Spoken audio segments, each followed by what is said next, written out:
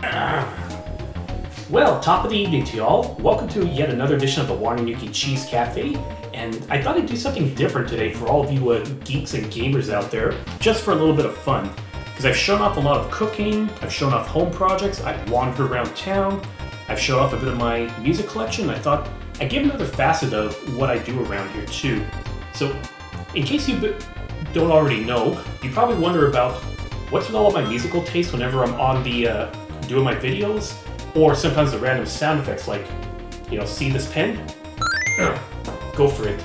Well, here's the deal with it. I'm a video gamer. I love a lot of the classic games, grew up a lot with it. I don't play as much anymore because, especially some of those games that could take 40 hours plus, I don't have the patience for that. I'm not able to sit around all day playing this stuff, but it's still a part of me. And I thought I'd give you a little bit of a rundown of some of the stuff that I grew up with years ago. Even include some modern examples too, to give you an idea of like what my tastes are like, and let's just call it video games that are nearest and dearest to me and basically represent who I am. So this is going to be a nice fun trip down memory lane, and I'm looking forward to this all. So before we get going on that, I'm going to suggest hitting that subscribe button below just so you can get updates on future videos I would have coming down the road, because I'm always doing some new stuff. And without further ado, yep, I think before I do anything with this, I'm going to need to have some fuel. Luckily, I've come prepared.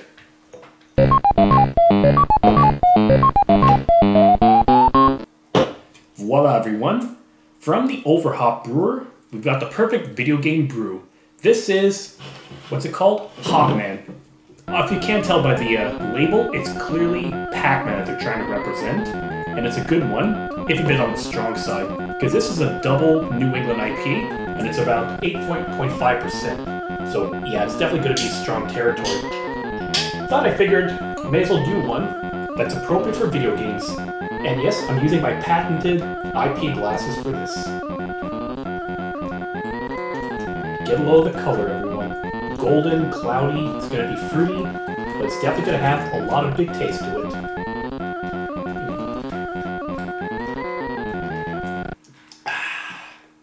Now that's the test of strength. What a beauty, everyone.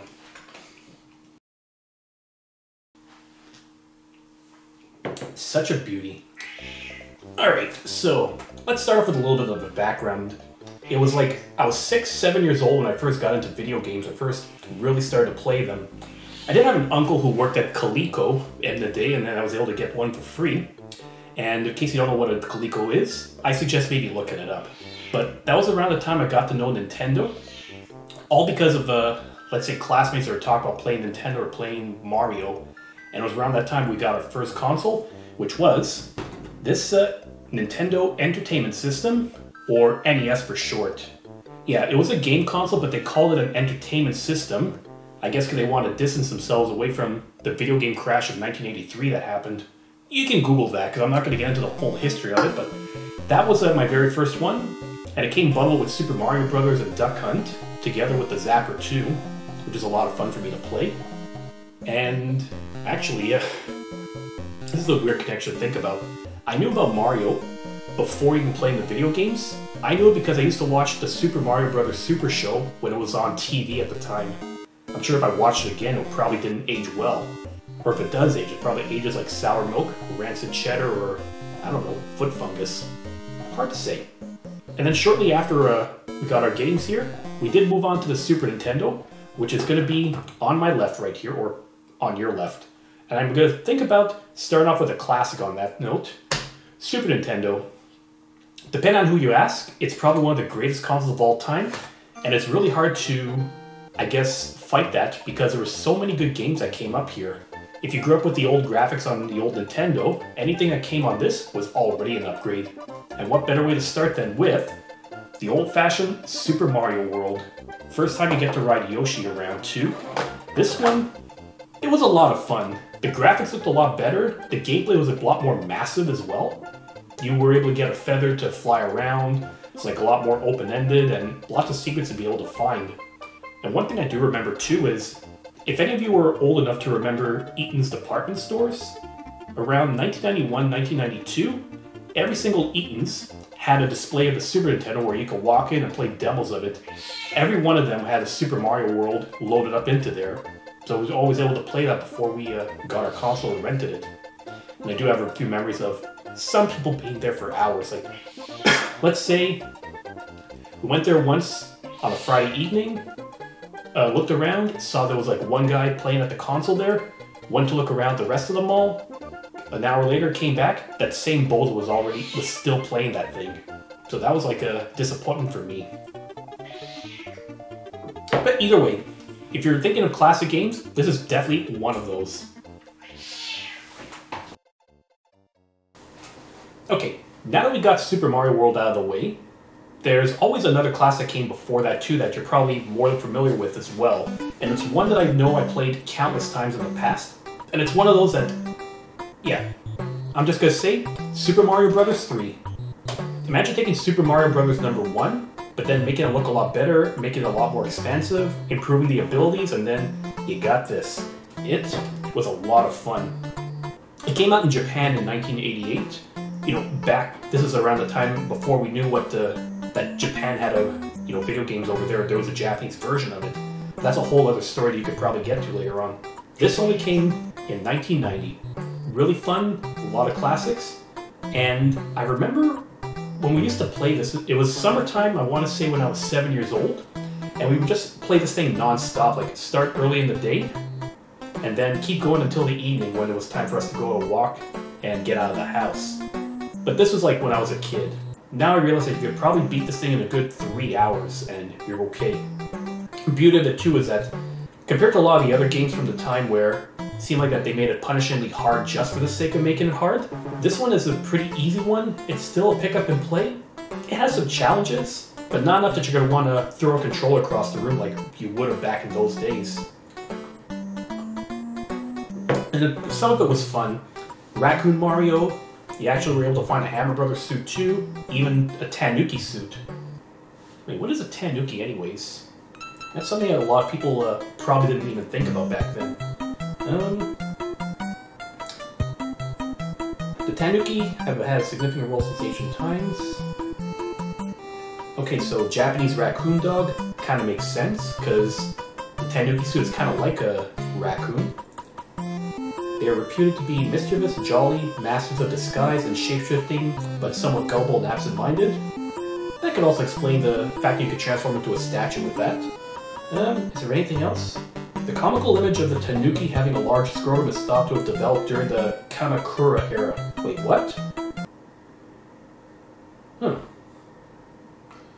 yeah, a mystical raccoon dog with balls that you could drag across the floor. Yeah, it's a good thing Google didn't exist back then, because I'm sure a lot of kids would have looked that up and they would have found, what the heck is this? Wow. The more you know. And I guess since I brought up the subject of Japanese versions, I guess I can talk about the NES that was existing in Japan. We got the entertainment system, but actually Japan had gotten a different console before it came here, and I actually, believe it or not, have one on display at home. This thing is a Nintendo family computer, which is basically the equivalent of the NES set that they had. Take note that the controllers are hardwired into the system, and I think the cords are a little bit shorter too, so good luck trying to play with that stuff.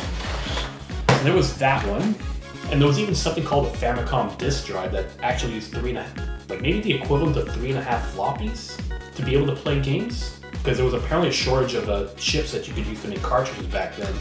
But of course it was resolved with time. And then in terms of another rarity you could find that's Nintendo related, there was this version of the NES. Like, take a look at this one. It's a lot more compact, and unlike the other one, I guess I could show you. Here, let me give you some old memories, but at the same time, oh, there's already a game in here. So, remember too that back in those days, you would enter your cartridge in here, like it was a VHS, but you would press down, close it up, and then power it on. Made it a little bit more complicated, I suppose.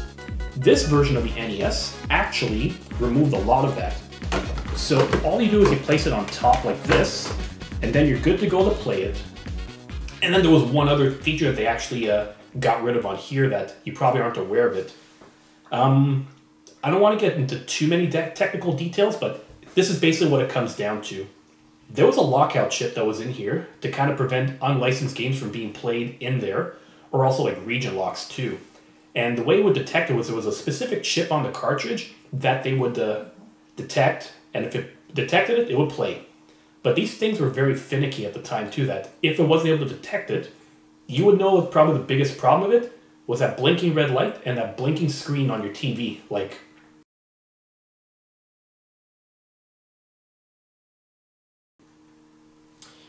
okay, yeah, that brought back a lot of memories. Now, editor, please do not do that again.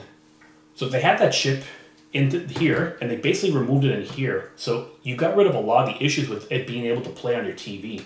So yeah, a little bit of trivia for the consoles. Fun stuff. Now, I've already covered a bit of Nintendo, so I guess I can move on to their biggest competitor in the 90s, Sega. Do you remember the phrase, Sega does what Nintendo don't? You're a 90s kid, so you definitely remember that. They were all at war at the same time. But one of my favorite games from that system is definitely Sonic the Hedgehog. And yeah, in case you're wondering about the music, my intro music comes from Sonic the Hedgehog 2. That's not the one I wanted to show you today. It's one that I feel like is my personal favorite of all the Sonic games. Both of them. And I'll explain that in a second. These old boxes that used to store this small cartridge. 1994 was when Sonic the Hedgehog 3 was released. And I remember it came out on Groundhog Day of all days, but they called it Hedgehog Day for marketing purposes.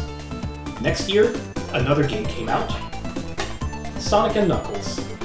And basically it's the same game. And you're probably thinking like, if it's two games, how is it the same one? Well, my understanding about this is that they're kind of going over budget, over time to be able to develop a full game that they wanted to do. So what they did was they actually split it into two cartridges at the time. And for us kids, we saw it advertised as lock-on technology and unlock a whole bunch of features. You would get a lot of special stages on here, but the main reason for the lock-on is because they had data for Sonic and Knuckles stored in Sonic 3. And what you would do is that you open this up. On top was a little slot that you could enter any cartridge that you wanted. But the main reason is you put in Sonic 3 into Sonic and Knuckles, put in your console, and then voila, you're going to be playing Sonic the Hedgehog 3 and Knuckles, which was the original game they wanted to do. It was a long one, it took like maybe a good 3-4 hours for me to beat, but man, it's definitely a fun one. Except there's a little bit of bullshit in there too, like that, but you already know me highlighting that. And I guess if you want another piece of feature trivia for this game, I mean, if you listen to some of the music, yeah, you might think, hey, this sounds a lot like a Michael Jackson tune. Funny enough, there have been rumors that he actually helped compose some of the music in here, or if not him directly, some members of his team that helped collaborate on it. Like this one. If you knew this game, not this game, if you knew this music from Ice Cap Zone, then you would know later on that it actually came from this old tune from a collaborator called the Jetsons.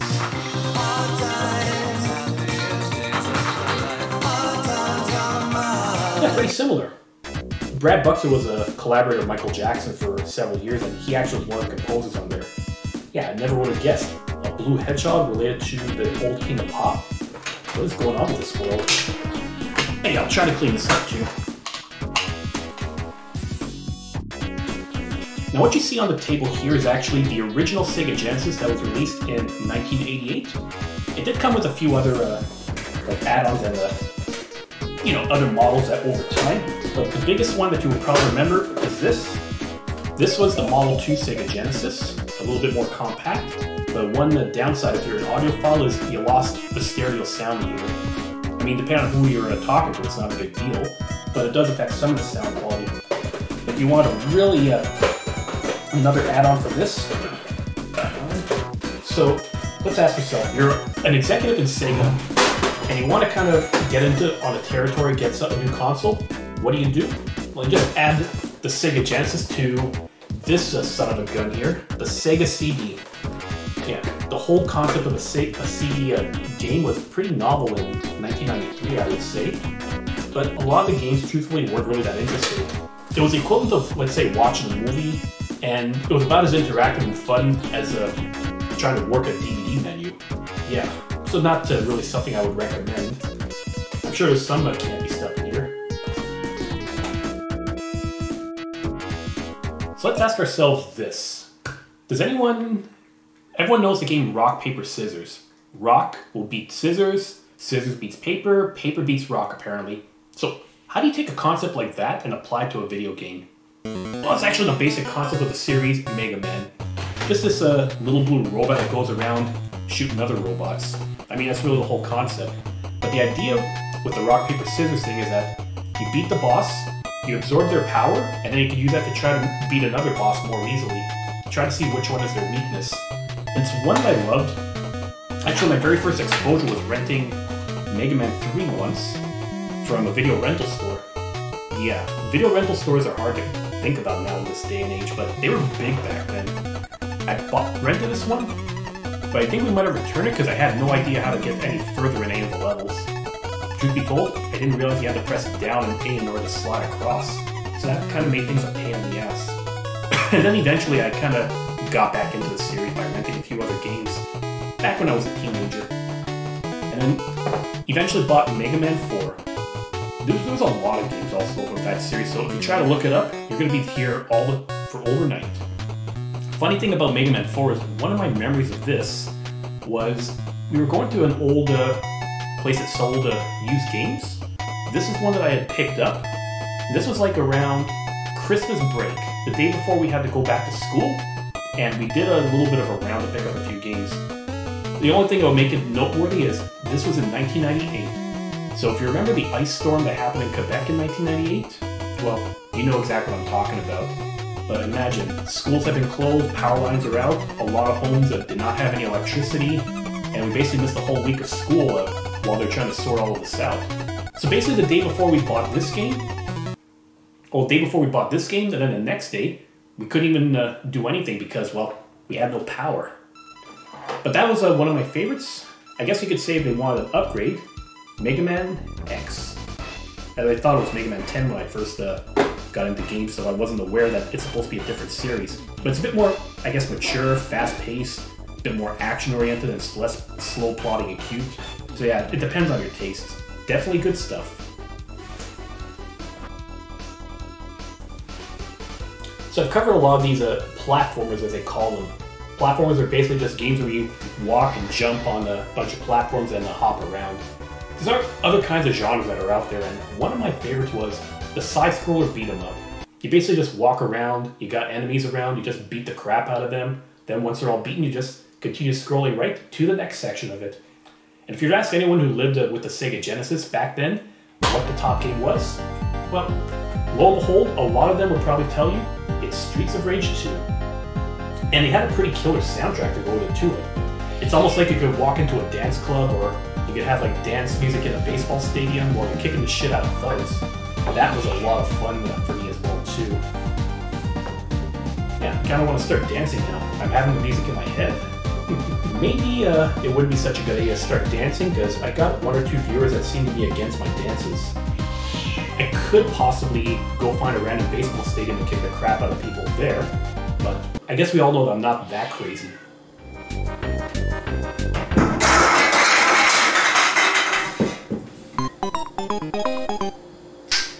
Oh, almost forgot I was actually bowling with beer cans last year.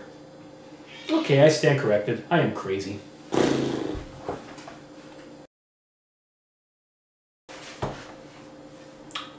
A monkey rescuing a monkey.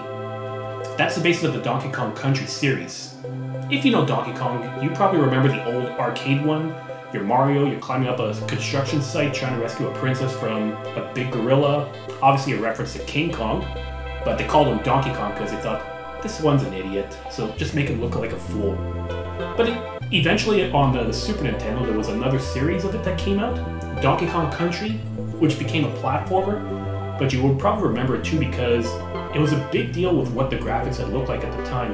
What they had done was they had taken computers, made these 3D models, and then converted it to sprites. So that meant that when you were watching them move, there was actually a lot of detail in it. Sometimes in the fur, it gave like an old, I don't know, claymation look, but fluid movement. which was not always a common thing back then. And of course, my personal favorite of the series would be Donkey Kong Country 2. It's got a pirate theme to it. You do a lot of treasure hunting. The music in there is great. It's a lot of fun. I've used some of those musics in my vlog in the past. Definitely worth checking out again. But then, I know I've covered a lot of Mario, I've covered a lot of Sonic. There's other genres that I enjoy too. I'm a big fan of the Alien film series, and one of the big influences that had on games was the series Metroid, which you probably saw in here in case you're wondering what game was already loaded into that. The only problem is that the original Metroid, yeah, it's a tough one to go through because you have no map, no indication where to go, and if you have to blow up a wall to be able to open up an area, forget that, you're not going to be given a hint. Luckily over time, the mechanics have gotten a lot better and they improved on it a lot.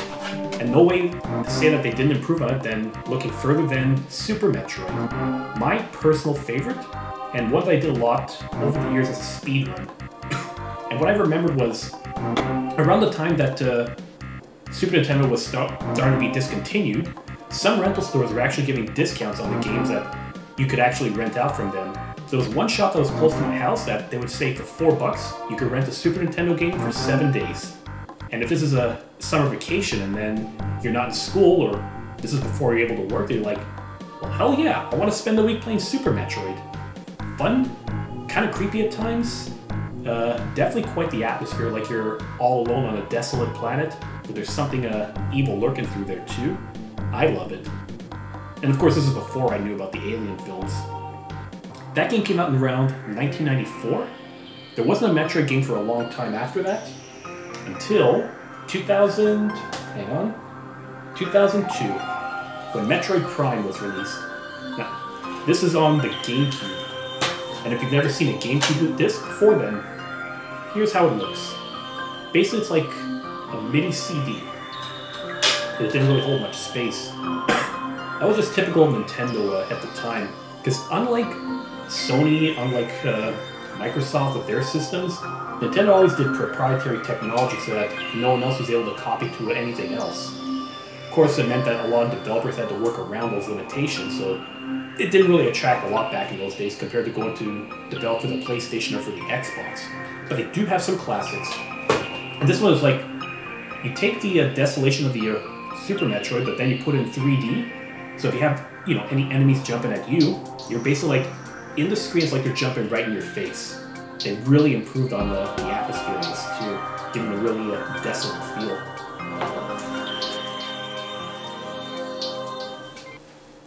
And I'm going to have one more Mario game that I'm going to talk about, and then I'm going to move on to other stuff too.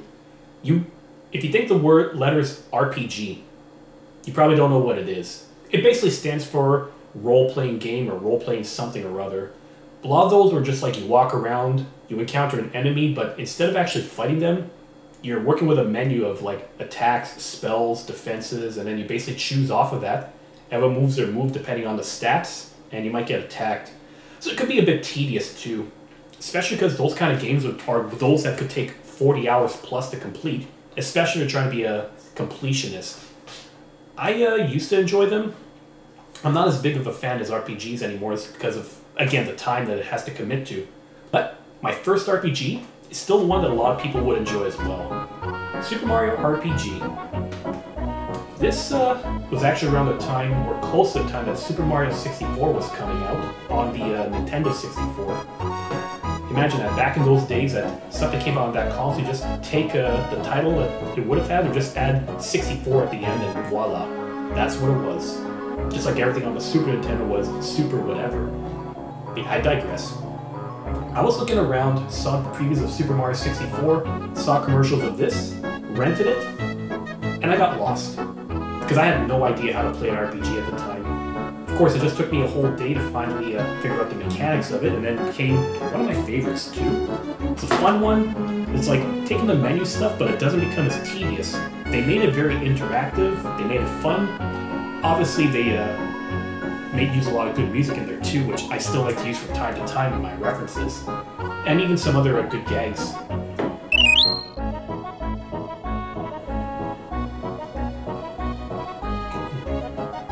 Of course, it's one of those times that Mario and Bowser actually teamed up in there too. Who would have thought? And now I bring to you the next generation Nintendo after the Super Nintendo. No, I'm not counting the Virtual Boy. That piece of shit can go rot in hell. I'm talking about the Nintendo 64, like I was making reference to. And it was already loaded up with The Legend of Zelda Majora's Mask, which was actually one of the fun games that I had played. If you don't mind having a very non-linear experience with something that's kind of a tough game compared to Ocarina of Time. Ocarina of Time is basically the one that defines Zelda onwards, like the 3D Zeldas. And yeah, Majora's Mask is actually the poster I got displayed right here for everyone, just for fun. And as much as I enjoyed the Nintendo 64, I think one thing we could kind of agree on is the controller was not really that sexy at all. Because come on, take a look at this thing. You're either going to have, well, obviously you're going to have your right hand here to be pressing the A and B button, but let's see if I can get a good view of this. I mean, how are you supposed to use this? Like, you use either the control pad for some stuff, or most likely you're going to be using a control stick at the center, which could get loose over time, and it would be kind of a pain in the ass to play with. A lot of the times you'd be just taking this and working like that. And yeah, that's actually one of the rotations you would do if you're playing an old Mario Party game, in the first Mario Party. That one you had to rotate it like hell. You almost would have had blisters on your hand. Seriously, what were they thinking? Did they design this for, like, I don't know, a 3-armed alien or something? Yeah. And he has a Super Nintendo controller, that's for sure. If I was to talk about another classic that's kind of close to me, it's GoldenEye. Yeah, GoldenEye, the James Bond game, or the James Bond movie. That's actually how I got into some of the James Bond stuff at the time, is just because of the one game here. If you remember good 3D games at the time on the Nintendo 64, this was a big deal.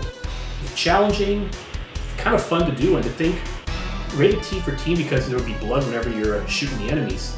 Yeah, imagine that, a Nintendo game that actually has blood in it. Unless you count like Mortal Kombat 2, because they actually released it to kind of get rid of some of the, I don't know, try to soften up a bit. Because back in the earlier days of Nintendo, anything with religion, violence, whatever, it was, shall we say, taboo. They wanted to censor everything in there. Now they're a bit more lax. But all this to say that, because of GoldenEye, I did pick up some of the James Bond movies over time. I got the Sean Connery stuff. The older one, for some people, the classics. But I still have to watch Casino Royale one of these days. One of these days, though. So much to do, so little time. We all know that. Well, had this been October also, I would suggest you go get a jar of holy water, grab a cross, grab your whip, start hunting for vampires, because the next game I'm going to be showing off is Castlevania. Essentially, the whole plot of the game is that Count Dracula is resurrected every 100 years, and it's your job as part of the Belmont family to go slay him with the legendary whip. And I'm not talking about whipping him because he enjoys it, whip him because it's his weakness. But it evolved a lot over the times. From the early Nintendo games, it was always like very challenging, super slow, sluggish. It's like, it was one of those games that you would break your controller because you're trying to beat it and you're just not getting anywhere. Some of the style did evolve over time. And on the PlayStation, because it wouldn't be fair to just show off Sega and Nintendo, was this one that's actually one of my personal favorites of all time, Castlevania Symphony of the Night. I played the hell out of this one too, and it was a big influence to it on my Halloween episode from this past year. And if you kind of want to see that, then click on the top right corner and you'll see a link to that video of Watch Me Make Some Beet Soup while I'm decked out like Dracula.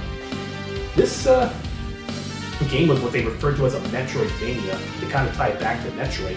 What it did was it took like the whole vampire nocturnal atmosphere, but they added a lot of the non-linear exploration you got in Metroid too. You go through the castle, you get some new power-ups, and you'll be able to access points that you knew you couldn't get before that. So it was definitely a lot of replay value. Eventually though, it would get kind of difficult to level up, or you get so overpowered that, you know, everything is can be beaten in one hit. So it went from, you know, kind of difficult to super easy. You know what I'm saying? Overall though, great game. Now I should probably move on to some modern stuff too, because I don't want to feel like I'm just one of those guys that's stuck in the past. Because there are some new games that come out that on occasion I look and think, it's actually pretty good, I should give this a shot. But this ties into one of my earliest loves when I was a kid, Batman. And I'm sure like all of you out there, the first bit of exposure you got to Batman was the old Adam West TV show. In my case, I did watch the movie of it once, because my parents actually picked it up on VHS. This is like late 80s, early 90s, I would say. Before I even knew it came out in the 60s. I did share a memory of that from my Rosemount walk about an old theater that was on Nassau Street, which my mom said she went to go see the Batman film. Eventually became a dollar store. And if you want to revisit that, then click on the card in the top right corner. But yeah, that was my first exposure. Then eventually I learned that, hey, there's a lot more to it. Some darker stuff. And just to kind of give us a bit more memories, this is a VHS. This is a cassette tape. Batman '89, the one with Jack Nicholson and Michael Keaton. It's, I'm sure it's probably hard for a lot of people to believe because he hasn't been there at the time, but this movie was massive. Like, it was promoted everywhere. Everyone was talking about it. It's like you couldn't escape it at all. And then I realized not that long ago that we're actually at the 30-year anniversary since this got released, so I thought, man, I'm feeling kind of old now. I think everybody feels that way eventually. Anyways, Batman I got exposed to, but naturally, I did get exposed to other Batman games too. Some good, some bad, some you would not ever want to touch at all. This is one cool one too. This was based on the '89 film. The plot deviated, but the wall jumping here was pretty awesome. And because I love the old cartoon show too, The Adventures of Batman and Robin on Super Nintendo, which last time I saw, if I want to get a copy again, would cost me like maybe 120 bucks for it. Yeah, like I said, classic video gaming, it's an expensive hobby now. It's like trying to collect baseball cards, or Pokemon cards, I guess. But the trouble is that there was some good, but it didn't make you feel like you were Batman. It took them a long time before they made a game that was kind of worthy of the name Batman, and lo and behold, there was Arkham Asylum that came out on PlayStation 3. I freaking love this game. This was one that you felt like you were Batman, like hiding in the shadows, being stealthy, taking out thugs, trying to stop the Joker from taking over the asylum too. The atmosphere was bloody. It was unnerving, but it's definitely great. And one of the bonus points there too is that they actually got, if you remember the old cartoon show, they got Kevin Conroy again, the voice of Batman, and even got Mark Hamill, the voice of Joker in it too. Yeah, that Mark Hamill. Luke Skywalker himself. He's the Joker in here. There. Fun trivia. You never guessed he would have had a career outside of Star Wars. But he did. And he did deliver one of my favorite lines too, like asking what Batman is afraid of. Among the things he suggested was him in a thong. Yeah, Joker in a thong. That's not a visual that I needed.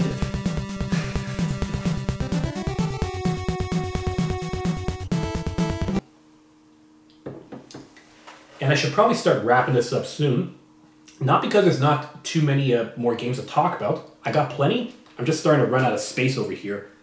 Anyways, another one that's a bit more modern was the Assassin's Creed series. Yeah, it's developed by Ubisoft, which is actually located in Montreal around Mile End. And if you remember my walk around Saint Laurent Boulevard, you know, click on the top right corner there, then I did pass by there too. It's not far from Saint Viateur where you could get a good bagel. Good stuff. And I can't find the one that I want to talk about, but I'll just use this as a little visual. The first game is not one of my favorites, because it's a very tedious one. You get like maybe 3-4 missions in one town, then you go to another town, it's the same 3-4 missions, then the next town, it's just very repetitive. The second one actually improved on it a lot. It just felt a lot more interactive, felt like there was a bit more of a plot. Like, it was less, there were probably some tedious parts, but it didn't feel like it was that torturous. But one thing that was actually kind of fun for me was looking around there and then eventually making a trip to Italy back in 2019. I visited Rome, I visited Florence, Pompeii, Milan, but fun part for me was walking through Florence and Rome and thinking, wow, I was here in a game before. And trying to think back to memories of when I was playing it too. try to tie it all together. And in case you were trying to be a smartass, no, I wasn't climbing on rooftops or jumping off of the highest point into a haystack as a leap of faith. I'm not that stupid. We already know that.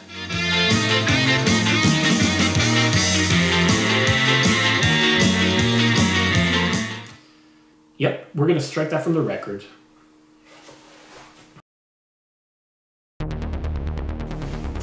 And I guess I could do a final game to present. I don't have a physical copy because it was just a digital download only, unless you go for one of the re-release that came later on. But another one I kind of love is Hotline Miami. It's a very bizarre plot. It's, I mean, you're this schlub or this random guy's living through 1980s Miami, Florida. You're getting these random phone calls telling you to do some menial job or do babysitting jobs. But it's really like a code for you're trying to whack the Russian mafia members that are around too. You basically walk around with a chicken mask, find whatever weapon you can get your hands on, just beat the shit out of everyone in there. Apparently if you, I haven't seen it yet, but apparently if you watch the movie Drive with Ryan Gosling, you kind of get an idea of what the plot's supposed to be like. It's very bright, a bit gory at times, but it's definitely a fun one too, even if it could be kind of difficult. It's difficult, but difficult in a fair way.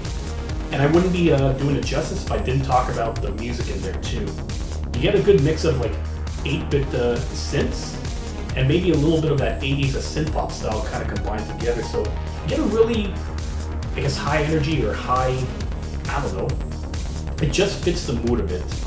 And it's definitely become one of my favorite games to play just because of the simplicity and especially the music.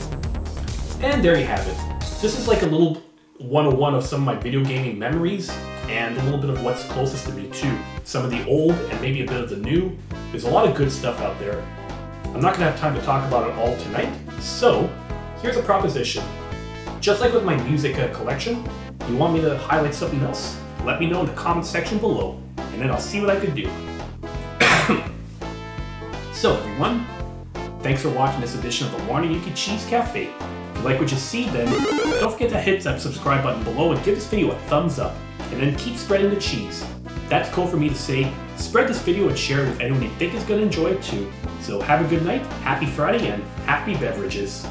Oh yeah, once again, anything you want me to cover in future games or talk about, by all means, leave me a comment. Okay, this Pac-Man fever starting to take forever. Well, luckily if I'm all out of that, I got Citrusonic IPA, Green Hill Zone at its finest, with a hint of pineapple too.